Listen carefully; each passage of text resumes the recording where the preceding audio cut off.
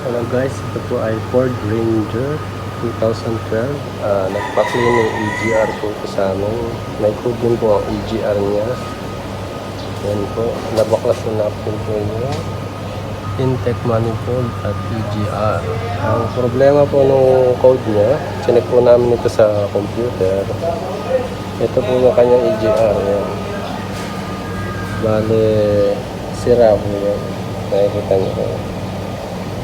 Kasabay na po natin ang cleaning intake manifold. Bale, ito po na po yung kanyang intake manifold. Yan. Nakikita niyo po. Sobrang dumi. Yan.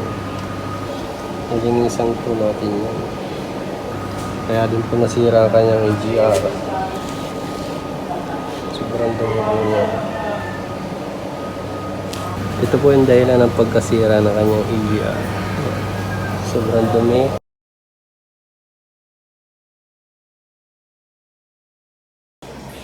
Ito guys, napalitan na natin ang EGR. Ito nga pala. Pinalitan natin yan. Kaya nasira na siya. Ito po sa picture natin. Ito yung nakalagay. Ito lang nabibiling buo. Ito lang. Yan. Pinaka-motor niya. Bulb. Bili tayo. Isang buo yan. Yan. Bali na ikabit na natin. Yan. Nakikita nyo. Bago na po siya. Yan. EGR natin. Bali naikabit na natin lahat. Yan. Naglinis tayo dyan ng intake manifold. Saka EGR. Yan. Bale, paanda rin na natin itong Ford Ranger. Okay guys.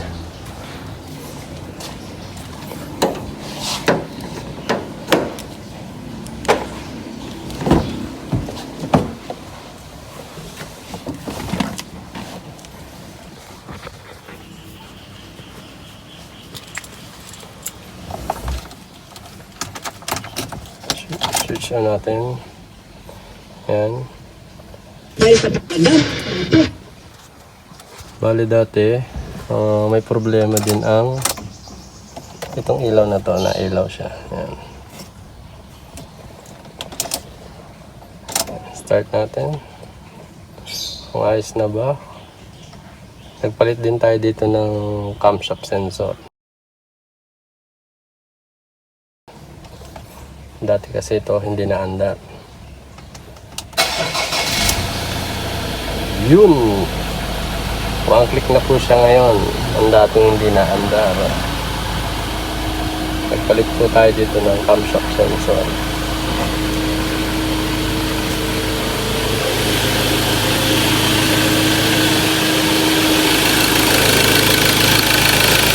Guys, okay na.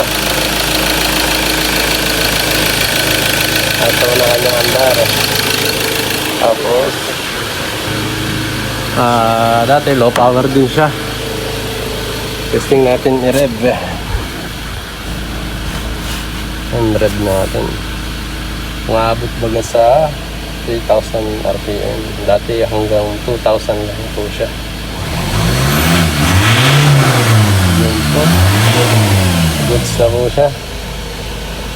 Yan din sa low power. Okay guys, thank you for watching today.